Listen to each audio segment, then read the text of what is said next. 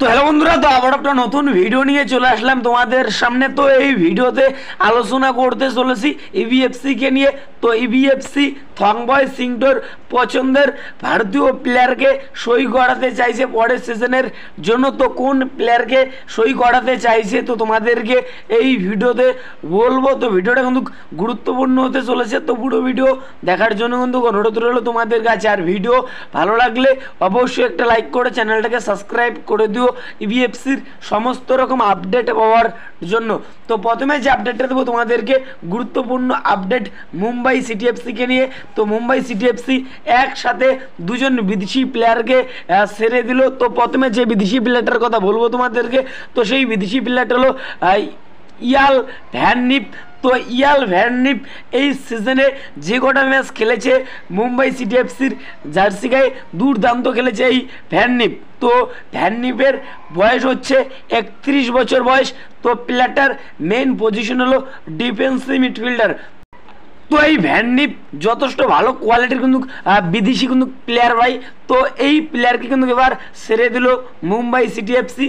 তো Mumbai city FC এই প্লেয়ারকে কিন্তু ছেড়ে দিয়েছে। তো এই প্লেয়ারকে এবার দলে নিতে চাইছে আইএসএলের ক্লাব ওড়িশা এফসি। তো ওড়িশা এফসি এই ইয়াল ভ্যাননিপকে দলে নিতে চাইছে পরের সিজনের জন্য। তো এখন এটাই দেখার বিষয়, এই ইয়াল ভ্যাননিপকে দলে নিতে পারে নাকি ওড়িশা এফসি। তো এখন এটাই দেখার বিষয়। তো 2 নম্বরে যে প্লেয়ারটাকে ছেড়ে দিয়েছে তো সেই প্লেয়ারটা হলো জেরেমি মানজারো। তো জেরেমি মানজারোকে তো তোমরা সকলে চিনো, যথেষ্ট ভাই ভালো মানের প্লেয়ার। তো এই প্লেয়ারকে Mumbai city FC Jamshedpur FC থেকে 1 বছরের চুক্তিতে কিন্তু সই করিয়েছিল। তো তোমরা সকলেই জানো। তো এই প্লেয়ারকে এবার ছেড়ে দিল মুম্বাই সিটি এফসি।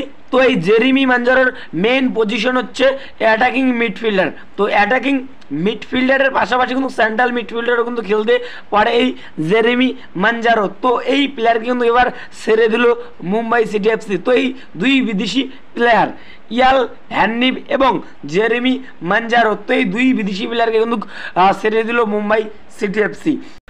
তো এরপরে যে আপডেটটা দেবো তোমাদেরকে, গুরুত্বপূর্ণ আপডেট ইবিএফসিকে নিয়ে। তো ইবিএফসি থংবয় সিংটোর পছন্দের ভারতীয় প্লেয়ারকে কিন্তু সই করাতে চাইছে পরের সিজনের জন্য। তো প্লেয়ারটার সাথে কিন্তু কথাবার্তা কিন্তু শুরু করে দিয়েছে। তো সেই প্লেয়ারটা হলো এফসি গোয়ার প্লেয়ার জয় গুপ্তা। তো জয় গুপ্তাকে তো তোমরা সকলেই চেনো, যথেষ্ট ভাই ভালো মানের ডিফেন্ডার। তো যথেষ্ট ভালো কোয়ালিটির কিন্তু প্লেয়ার জয় গুপ্তা।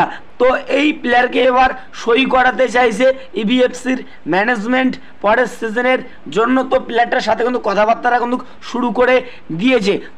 তো এই জয় গুপ্তাকে ইবিএফসির ম্যানেজমেন্ট 2 বছরের চুক্তিতে কিন্তু সই করাতে চাইছে।